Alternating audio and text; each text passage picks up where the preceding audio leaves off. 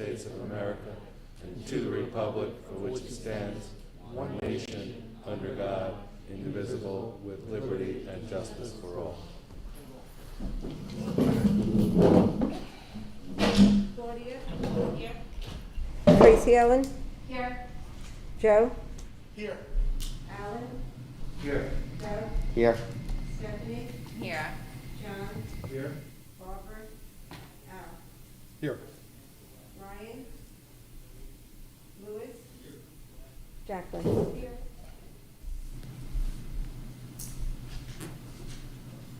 New Jersey Open Public Meetings Law was enacted to ensure the right of the public to have advance notice of and to attend the meetings of public bodies at which any business affecting their interests is discussed or acted upon. In accordance with the provisions of this act, the Riverdale Regional Board of Education has caused notice of this regular meeting to be publicized by having the date, time, and place thereof sent to the Record, the Ridgewood News, and the Town News newspapers, the constituent borough clerks and borough libraries, as well as posting in the school district principal's offices, faculty rooms, and the board office. According to New Jersey Public Law 2001, Chapter 226, the smoking or use of any tobacco product is strictly prohibited anywhere in the public school buildings or anywhere on school grounds, including but not limited to the parking lots, grassy areas, and athletic fields. Violators will be subject to a fine not to exceed $100. Thank you, Trudy. I will read the mission statement tonight.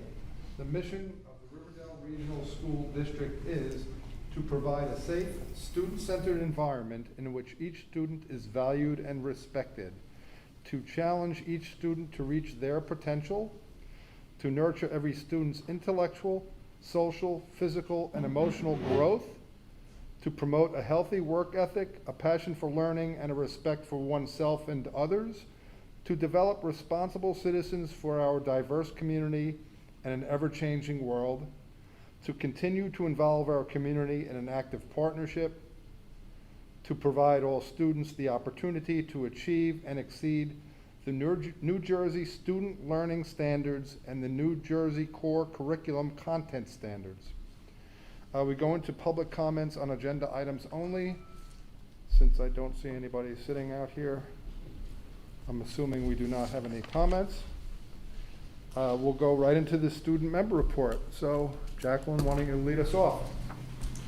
Hello, my name is Jacqueline Yang, and I'm with other representatives Ryan Gillies and Luis Lopez. So to begin, we had our first pep rally in a year on October 1st, and it was a huge success with every single sport showing off a talent or a trick that they each know. We plan to continue this pep rally for every season and and all the sports of every season. Sophomore Field Day also took place on September 29th, and the sophomores and peer leaders enjoyed the day of team building activities outside in the field, and we had a full day of just fun and just being able to bond as a school and a community. Peer leadership for freshman students also kicked off last week, and it's a bit different and different than previous years, and it takes place during PE classes now. Students have been pretty positive about peer leadership this year, and it's pretty good so far. The election of class officers and student government officials are coming up this week, and some already have happened either last year or last week. So we're looking forward to see who wins the SGO elections this week. And the fall production of Annie is fully on track to premiere at the end of the fall, beginning of the winter, with tickets to be on sale then. Actually today we had news that our Riverdale marching band in their competition at Bergenfield Carnival won Best Percussion, Best Guard, Best Visual, and second overall in the county. Then to continue off, Jacqueline, fall sports are going strong. Many teams have already won their leagues and are heading towards the county and state tournaments. The Cereal Box Challenge was an amazing experience for the student body here at Riverdale. The transition students really shined with the help of the Best Buddies Club, and they were able to set up the Domino Challenge and collect over 220 boxes of cereal. The Freshman Parent Night was also last week, and many parents attended this virtual presentation by Mr. Pepe, Mr. Principe, and the guidance department. And then also like to highlight some of our athletes. Christina Allen and Alex Adana were both in the running for Athlete of the Week in the Bergen record for cross country, and Colin Quinn is now in the running for Football Player of the Week in the record. And on a different note, here in Riverdale, we had our club fair on the 29th, and that was a massive success. It was held down in the lower gym, and during both lunch periods, to give all students a chance to come into the clubs. Many of them signed up, and we had all of the different displays and different, poster boards everywhere. It was really just a great thing. And in terms of now sales, all of these clubs have now begun to do, bake sales, pizza sales, and even for the Spanish Honor Society, we have begun to do sales for, even more like ethnic foods like, Mexican sodas, empanadas. And, so right now I think MUN, Model UN, and the Spanish Honor Society have begun to do sales in the Y after school, which have been massive hits. Everyone has enjoyed it, and so far it's been great for the school. And so, yeah, that concludes our report. It sounds like school is in full swing. Can you folks give us any feedback? I think you've been in the building now 5 days back in the building with school. Any feedback, positive, negative, as to the experience? We really enjoy it. I think the feedback from not just us, but also all the students have been very positive. And even though the lunch schedules and the new schedules is kind of difficult to adjust to at times with so many people acclimating to new school, I think it's been very good, and everyone's pretty happy about being able to come back full time. Yeah. Thank you. My report is going to be short tonight. It's just basically the communication has been coming fast and furious from the two building principals. I know today they sent out emails that progress reports already, it seems. So just keep an eye on your email box, because there's a lot of communication coming. There was one on Friday from Tiffany Correa about the survey link, the wellness check. So please, make sure you take a look at that email from, again, it was Friday the 10th, because that is one of the initiatives of the district, Mental Health for All. And I did see there was a survey link. It's a very short wellness check, so make sure that you all get a chance to look at that. So that's all I have for tonight. So Patrick, I pass it on to you. Thank you. Before I give my report, just a couple of corrections on the agenda for everybody. Under item E, appointments number 1, we just had the numbers incorrect. The first number should be 2525. The second number should be 1060.5, and the same for the third number. So it's the same amount of money, it was just distributed incorrectly on the agenda. And then item 12E, for the first item, it should be, instead of $733.30, it should be $806.63, because you can see we multiplied by 10 as opposed to 11. So aside from those corrections, the agenda remains accurate. So I have just a few items to bring up this evening, one of which is we are required, I am required, I should say, by New Jersey Statute 6A, New Jersey Administrative Code 6A, colon 85.2, to report to the Board of Education on the actual issues related, or the actual numbers of students who graduated and how they in fact achieved graduation status. As you recall, we have been dealing with the pandemic, and it has interrupted the regular testing program that's required by the federal government and the state government. So most of our students that graduate are not graduating as a result of completing the Student Learning Standards Assessment, but through some other mechanism that's promoted. So we had, the way that it happens is when the senior class of 21, okay, they entered the high school in 2017, right, September of 2017. So you look at the number of students that enter the building, there's 276. And there's pluses and minuses during the course of the year, over the 4 years, which then determine what the actual cohort is upon which you calculate your graduation requirements, or graduation percentage. So we had 276 students start in 2017.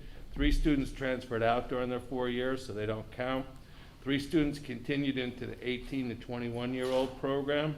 So you take those 6 students out of the 276 for an adjusted cohort of 270 students. We had 267 students graduate 12th grade in 21, which results in a 98.8% graduation rate, or 267 divided by 270. All of the 267 students graduated by passing the appropriate state administrative exam or substitute competency exam. If you recall, what's occurred is that if you didn't take the New Jersey Student Learning Standards test, you could have scored X on the PSATs or X on the SATs, et cetera, and those were considered part of the graduation matrix. So we had 98.8% of our students graduate, and they all graduated according to the appropriate testing program, which is a good number for all of us. Up slightly, we average about 96.6% on a regular basis, so it's up slightly from where we were. The state will then also calculate, a year from now, they'll calculate what they call a 5-year graduation rate on the same group, because they'll go back and look at the students that entered the 18 to 21-year program, and that number could get adjusted again. But overall, 98.8%. Next is, as I've done at their last few meetings, I'm just providing information. As of October 8th, 93% of our staff at Riverdale are fully vaccinated, and 60% of the student population is vaccinated. Those people who we do not, those families who we do not have vaccination cards with, we've sent individual information to those individuals, those families, on how to upload the cards again, and I suspect that that number will keep increasing as we go through the process. Executive Order 253, as we've discussed in the past, is the executive order from the governor's office that puts a testing or vaccination requirement on staff. And that vaccination requirement is either you are fully vaccinated or you are subjected to 1 or 2 times per week testing. One of the things that the board is considering this evening, and there'll be a broader report later on, is the board's policy on first reading regarding a testing program. And when we have the opportunity to meet with the state-appointed vendor, we will be able to then make further determination as to whether or not that will increase to the pool of students and how many students could participate in that testing. So there's still some questions that we are in the process of answering. And then finally today, we did not have school for students, but we had a full day of professional development. It began here in the auditorium for all of our staff, and we had a guest speaker. Dr. Julie Hassan came in, who is from Appalachia State in Tennessee. She came from, and she was here to talk to our staff about continuing to make the connections between students and the teacher, and how valuable that process can be, especially as we come out of the issues related to pandemic. Because we are seeing, around the country, we're seeing a rise in student anxiety, we're seeing a rise in students who have ideations about hurting themselves, et cetera. There's been a large uptick in that. We've experienced it here at Riverdale as well. So making the connection from the adult to the student is a very, very important and critical role. Then Dr. Hassan also was with us for the day, and she met in small groups because the rest of the day was devoted to curriculum development and common and benchmark assessments. And what if the board recalls, and the board curriculum committee I know is intimate to this, 2 years ago, the Department of Ed, through the State Board of Education, set an aggressive schedule for revising curriculum. And they effectively identified 9 areas of curriculum that have to be revised. Due to the pandemic, what we thought was going to happen was they were just going to lift those assignments, because I think 5 were due September 21 and 4 due September 22nd. And we thought what they would do is just move the whole schedule appropriately. Well, what happened is they lifted and condensed. So in other words, for September 22, all 9 areas need to be addressed. So we started that process today as opposed to at one time. So we started that process today. And then finally, as a result of not issuing the student learning assessments over the last 2 years, and to get a qualifier from the federal government regarding testing, we are administering in the state of New Jersey called the Start Strong Assessment, which is I don't want to say watered down, it's a condensed version of the SLA. So there's fewer questions, a shorter testing period each of the days. We begin testing here tomorrow in both the 7th, 8th grade, and effectively it affects 9, 10, and 11 students here, but by class. So in other words, 9th grade English gets tested, 10th grade English gets tested, 11th grade English gets tested. But in mathematics, it's algebra, geometry, algebra 2 by subject area. So we begin testing here at the high school tomorrow. There will be delayed openings for the unaffected students on Tuesday, Wednesday, and Thursday. They will report to school at 9:45. The students who are tested have to report at 8 a.m. and they have a test from 8 a.m. to 9:40. The middle school, there's testing in both 7th and 8th grade, but because it's a whole school environment, there's no delayed opening because every student is being tested. And that'll take place this week coming up. And I think seniors, unless you can tell me different, I think you're all exempt from that, right? Because you're out of those areas for the most part. Some students may be taking an affected area, but I think you're all out of that, right? I think we're taking science tomorrow. Science? Yeah. Okay, maybe then just the one subject area that you have to take. Okay. So clearly I left out the fact that science is being tested as well. Thank you, Ryan, for providing that. So and I think Is this the bio that they used to do? Is this the same? No, they did it's supposedly a comprehensive science exam that's, just shorter. What I mean by comprehensive, it's a little bit of this, a little bit of bio, a little bit of chem, a little bit of physics, etc. And then, just so that we have it on the horizon, I have no more information than what I'm going to tell you right now. The Department of Ed is developing a graduation test. I don't know if they intend to issue it at the end of this year to 11th graders, but I think what's going to be happening is over the course of the next several months, maybe years, they'll be phasing out testing at every grade level, particularly at the high school, and then going to a graduation exam, which those of you who've been around for a while, we used to have that. It was called the HESPA, the High School Proficiency Exam, Assessment.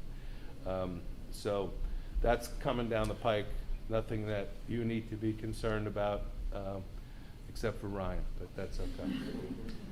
And that concludes my report. Ryan's getting the Patrick, quick question. Yeah. The vaccination rates, is it published by county or state that we can compare ourselves to other schools? I don't know. I Okay. don't know. I'd have to look. Okay, thanks. Committee reports. I know we did have a couple last week, so we'll start with Joe with Budget and Finance. Right, we met last Monday.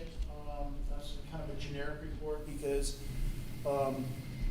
the fact that the process starts before school starts and all too. Trudy gave us an update on what she's been doing with the administrators in regards to getting information in. One thing that was brought up was the fact that, again, since she's new to Riverdale this year, was, again, one of the things we want to make sure of is that all board members have access to stuff before, at least a week beforehand and all too. She's all on board with that. Oh my goodness, and I forgot, there was one other thing I was gonna mention. No, that was, it was just, she's just, no, that was it. It was pretty generic, right? I mean, there was no other things that were out there. Oh, other than the fact that I brought up to her, and I'll do, is that, again, just like every other year and every budget and all too, is the committee, other committees and other board members, if you have something, because what they do, the administrators look at the stuff that they need for the students and what they would like to do. If there's something that a committee would like to do that's different, is to make sure they bring it up sooner than later, because once the process really starts rolling through, it's, you know, we've kind of got it set. So like policy or curriculum wanted to add a new course, start bringing it up now. That's what it's so that Trudy could start planning with the budget finance. So that was really it. Really short. Good job. Thank you. Dell, facilities and security? Facilities had a meeting last Monday also. And we basically had just updates on construction of the security vestibules. I keep getting the termination right. Is that what we're calling it? Okay. Security vestibules. So we did have some unfortunate issues with some water penetration that's being addressed from the exterior. That was not part of that project, but that is being, the pointing is being redone as we speak, and then hopefully those will be up and running shortly.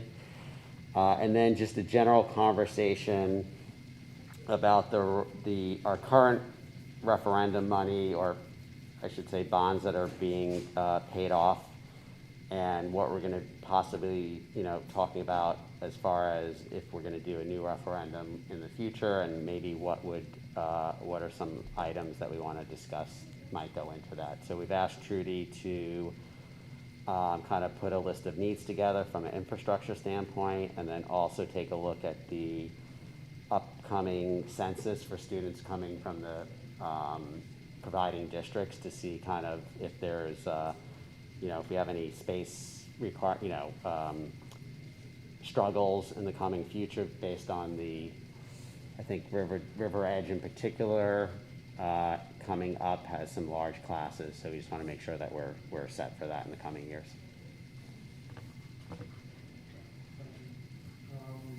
Community relations and technology, John. Okay. Curriculum, Claudia? So we had a meeting last week and we asked Mr. Pepe and Mr. Principe to be at our meeting. Mr. Principe. 2 weeks ago. 2 weeks ago? Was it 2 weeks ago? Well, if I was at that Holy. meeting last week, then it was 2 weeks ago. Oh my God, it feels like it was only last week. All right, so 2 weeks ago we had a meeting. So it was, we asked them to come to review the requested audit of the program of studies. It's something that curriculum has been talking about with Pat for, I don't know, I'm on the board 13 years, maybe like 11 years, probably. But we did come to some agreements, which was pretty amazing. We, as a committee, will receive a recommendation from the superintendent for a group of courses that will be eliminated on an annual basis at the same time that we will be receiving new courses that will be presented. Correct? Is that what happened? I wrote down 3 times. There were 3 times that night. Don't you remember how? I remember there being 2 separate things, but yeah, and I they'll just occur at wrote the same time It this will year. occur at the same They time. occur at the yeah. same time this Same year, time, yeah. which is our November meeting. Yeah, so that's, I don't remember it so definitively. oh, I do, because I wrote it down. And the only other thing we really talked about was the start of the strong assessment and what Pat went over with everybody. So that was pretty much our night. Okay. Policy and governance, Stephanie. We met the same night as curriculum. 2 weeks ago. And 2 weeks ago. And we reviewed, I think there were 8 policies, 4 of which are on here. Several of them were quite voluminous, and so they needed more time to prep for a first reading.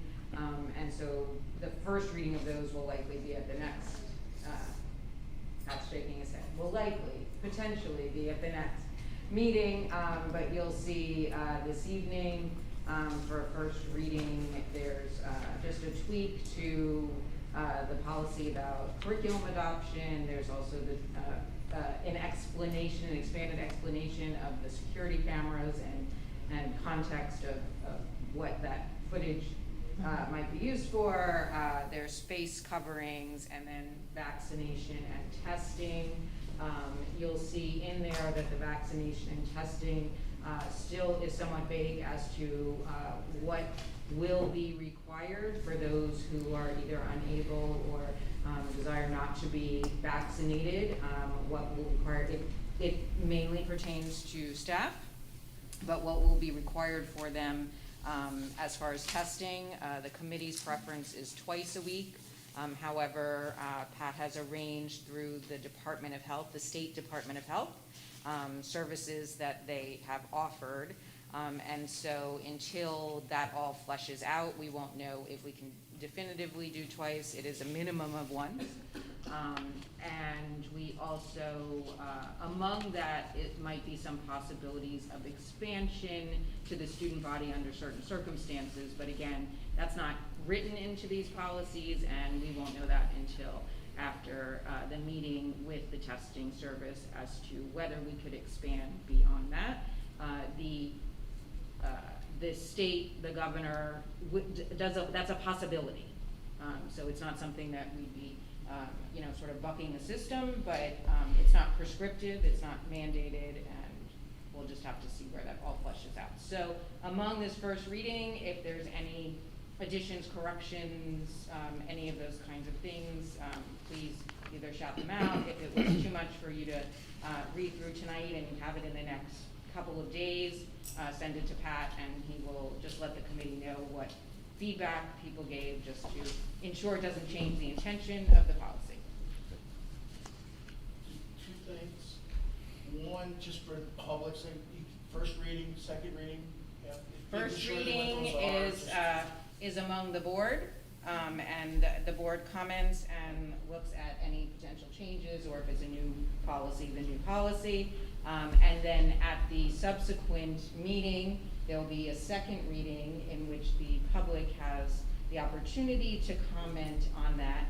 And it doesn't have to be at the beginning of the meeting. It comes at the time where you're adopting it in the agenda, that they can comment on the policies, and the board can either take it under consideration and not vote, or just hear the feedback and then vote to adopt the policy.